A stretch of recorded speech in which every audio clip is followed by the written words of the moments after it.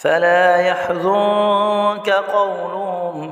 إنا نعلم ما يسرون وما يعلنون أولم ير الإنسان أنا خلقناه من نطفة فإذا هو خصيم مبين وضرب لنا مثلا ونسي خلقه قال من يحيي العظام وهي رميم قل يحييها الذي أنشأها أول مرة وهو بكل خلق عليم الذي جعل لكم من الشجر الأخضر نارا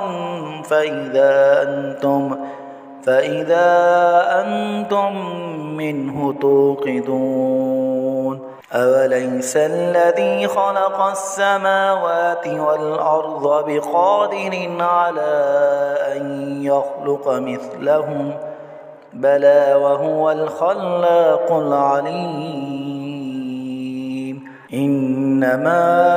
أمره إذا أراد شيئا أن يقول له كن فيكون